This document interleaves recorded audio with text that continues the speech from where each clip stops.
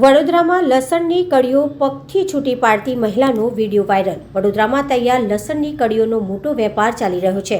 આખા લસણની કળીઓ છૂટી પાડવાનું કામ સ્લમ વિસ્તારમાં મોટા પ્રમાણમાં થાય છે, પરંતુ વધુ જથ્થામાં આખા લસણમાંથી કળીઓ છૂટી પાડી વધુ નાણાં કમાવા માટે મહિલાઓ લસણની કળીઓ પગથી છૂટી પાડી રહી હોવાનો વિડીયો સોશિયલ મીડિયામાં વાયરલ થયો છે।